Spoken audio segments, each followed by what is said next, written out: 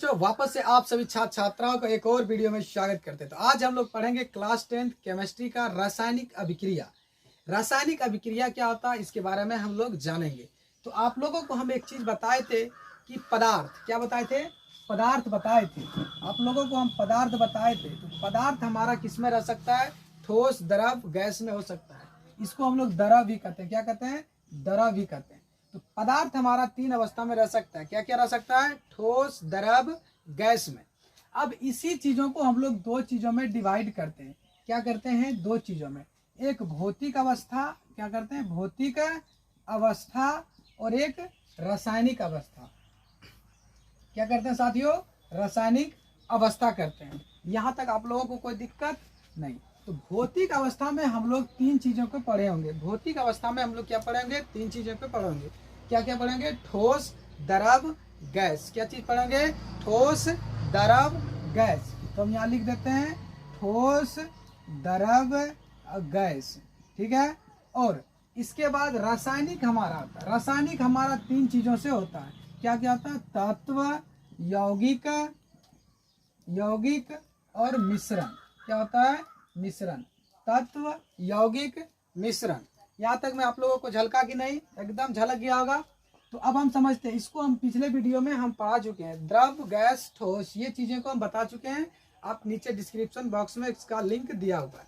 अब आज हम समझेंगे रासायनिक में, हम समझेंगे तत्व, यौगिक और मिश्रण। अब देखिए, तत्व हम किसे कहते हैं इसको समझिए। तत्व हम उसे कहते हैं जो एक ही तत्व के बना होते हैं। जो एक ही तत्व के बना होते हैं उसे हम लोग क्या कहते हैं? तत्व। जैसे हाइड्रोजन एक ही तत्व से बना है कि नहीं? जैसे कैल्शियम, ये क्या है? एक ही तत्व से बना है कि नहीं? ये सब हमारा क्या है? तत्व है। क्या है? तत्व है। अब इसी में हमारा आता है, तत्व में हमारा आता है अधातु। क्या आता है? अधातु। क्या आता है? अधातु। और सॉरी, धातु और अधातु। क्या आता है? धातु और अधातु। ठीक है। इसी में क्या आता है? धातु और अधातु। तो धातु को हम लोग क्या बोलते हैं? चालक कहते हैं। इसको क्या कहते हैं? चालक कहते हैं। और इसको क्या कहते हैं? कुचालक कहते हैं। यहाँ तक आपको चमका?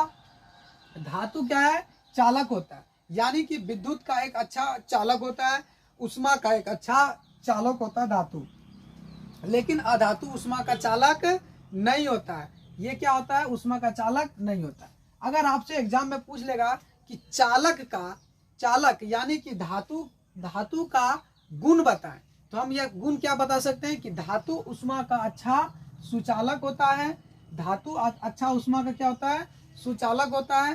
धातु को कमरे के ताप पर क्या होता है? ठोस अवस्था में रहता है। कमरे के ताप पर क्या रहता है? ठोस अवस्था में रहता है। और तीसरा, जो पारा जो होती है, ये एक अपवाद में है, जो कि कमरे के ताप पर ये द्रव अवस्था में रहता है। लेकिन ये भी क्या होता है? और धातु होता है। क्या होता है? धातु होता है। यहाँ तक आप साथी सभी को चमका? लाइक कर देंगे जल्दी से जल्दी। इसके बाद अधातु। अधातु क्या होता है इसको समझिए।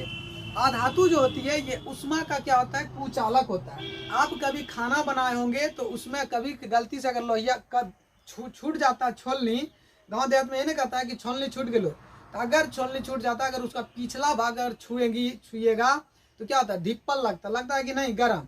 क्यों लगता है? क्योंकि वो हमारा धातु का है। धातु है लेकिन वो हमारा क्या है? उष्मा का सुचालक है। समझ गया? उष्मा का सुचालक है। लेकिन अगर कभी आप छठ पर्व में जब खाना बनाते हैं, बनता है कि नहीं, लोहंडी के दिन आम का डंटी से, तो क्या आम का डंटी पिछला भाग धिपता है? नहीं भी धिपता है। उसी को हम लोग क्या बोलते हैं? कुचालक। क्या बोलते हैं? कुचालक। यानी कि जिसमें उष्मा का स्थानांतरण नहीं हो उसको हम लोग क्या कहते हैं? कुचालक कहते हैं। यहाँ तक आपको समझ में आ गया? एकदम चमक गया होगा। चलिए और यौगिक समझते हैं। यौगिक किससे कहते हैं इसको समझते हैं हम लोग। यौगिक साथियों, यौगिक जो होती है, जो दो चीजों से यानी 2 तत्व के मिश्रण से जो अगला निकले, उसी को हम लोग क्या कहते हैं? यौगिक कहते हैं। जैसे हाइड्रोजन हमारा क्या है? तत्व है। ऑक्सीजन हमारा क्या है? तत्व है। और इसी दोनों से मिलकर क्या बना है? H2O। क्या बना है? जल बना। H2O जल। तो ये हमारा क्या हो जाएगा? यौगिक हो जाएगा। क्या हो जाएगा? यौगिक हो जाएगा। यहाँ तक आपको चमका? हम क्या बताएं कि जैसे दो तत्व मिलकर वो अभिक्रिया करे, वो हमारा क्या कहलाता है? यौगिक कहलाता है। यहाँ तक आप लोगों को चमक गया। अब हम लोग आगे समझते हैं मिश्रण। मिश्रण में भी दो चीजें आती है, एक आती है सममांगी और एक आती है विषममांगी। क्या आता है? विषममांगी आता है। एक आता है सममांगी और एक विषममांगी आता है। अब समझिए कि मिश्रण का मतलब है कि जो हमारे अनेक तत्वों से मिलकर बना है उसी को हम लोग क्या कहते हैं? मिश्रण कहते हैं।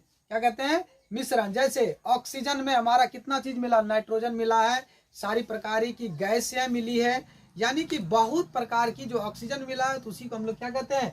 मिश्रण। जो सारी तत्व मिलकर जो मिश्रण बना है उसी को हम लोग क्या कहेंगे? मिश्रण कहेंगे। अब इसमें हमारा दो चीजें होती है, एक होती है सममांगी, एक होती है विषममांगी। तो सममांगी का मतलब हो गया जो अच्छी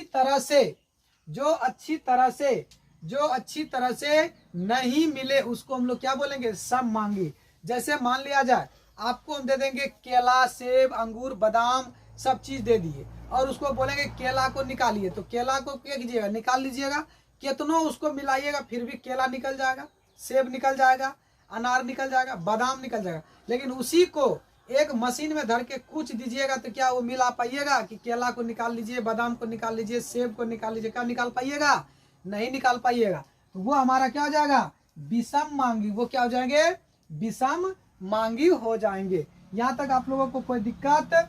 सममांगी मतलब जो पूरी तरीके से नहीं मिले उसको हम क्या बोलेंगे? सममांगी। विषममांगी किसे बोलेंगे? जो पूरी तरह से मिलने के बाद नहीं दिखे उसको हम क्या बोलेंगे? विषममांगी। समझ रहे हैं कि नहीं? यहाँ तक समझ चमक गया आपको? तत्व में हम क्या बोलेंगे? जो एक ही तत्व से मिलकर बना उसे क्या बोलेंगे? तत्व कहेंगे। दूसरा यौगिक किसे कहेंगे? जो दो तत्व मिलकर के जो अगला चीजें बनाएगा उसी को हम क्या बोलेंगे? यौगिक बोलेंगे। जो सारे तत्व मिलकर जो मिश्रण बना ले और उसको अलग अलग नहीं किया जा सकता उसको हम क्या बोलेंगे? मिश्रण। क्या बोलेंगे? मिश्रण कहेंगे। मिश्रण में दो चीजें सममांगी और विषममांगी। जो अच्छी तरीके से मिल जाए और वो अच्छी तरीके से दिखे तो उसको हम क्या बोलेंगे? सममांगी। लेकिन विषममांगी क्या बोलेंगे? जो बिल्कुल मिलाने के बाद उसको मिक्सी में धर के कूच देने के बाद अलग ना हो, नहीं दिखे, उसे हम कहेंगे विषममांगी। इसी में हमारा क्या आता है? यौगिक में आता है कार्बनिक और अकार्बनिक। क्या आता है? कार्बनिक और अकार्बनिक। यौगिक में क्या आता है? कार्बनिक और अकार्बनिक। कार्बनिक उसे कहते हैं जो कार्बनिक क्या आते हैं? कार्बनिक उसे कहते हैं जो कि किसी भी चीजें जलने से धुआं निकले उसे क्या कहते हैं? कार्बनिक चीज। 95% इस पृथ्वी पर कार्बनिक चीजें है। जैसे अपने आप को खुद जला लेंगे क्या निकलेगा? धुआं निकलेगा, तो कार्बनिक। लकड़ी जलाए धुआं निकलेगा, कार्बनिक। पेट्रोल जलाए धुआं निकले तो वो कार्बनिक हो गया। यानी कुछ भी चीज जिससे धुआं निकले वो क्या हो जाएगा? कार्बनिक। क्या हो जाएगा? कार्बनिक। यहाँ तक कोई दिक्कत? चमका? बिल्कुल चमका। चलिए पूरा दिमाग में फिट हो जाएगा साथियों एकदम। अगला है अकार्बनिक। अकार्बनिक बताइए साथियों, खाना बनाए कि नहीं? पटना में खाना बनाए कि नहीं आप लोग? अगर खाना बनाए हैं तो गैस चूल्हा पर बनाएंगे तो क्या धुआं निकलता है? नहीं। तो वो क्या हो जाएगा? अकार्बनिक। क्या हो जाएगा? अकार्बनिक। लाइटर से सिगरेट पिए कि नहीं? जला करके स्टैंडर्ड स्टाइल में धुआं निकलता है? नहीं निकलता। क्या हो जाएगा? अकार्बनिक। लेकिन सिगरेट से जब धुआं निकलता है उजलता है तो क्या हो गया? कार्बनिक। कोई दिक्कत? चमका? बिल्कुल ये सब चमक गया होगा। तो आप जाकर के पिछला वीडियो यहाँ देख लेंगे। इसके बाद हम समझेंगे अभिकारक क्या होता है, प्रतिफल क्या होता है, इसके एक अलग से वीडियो बनाएंगे। चलिए फिर मिलते हैं वापस एक नए वीडियो में। तब तक के लिए धन्यवाद। जय हिंद, जय भारत। चैनल पर नए होंगे तो चैनल को सब्सक्राइब कर देंगे। धन्यवाद।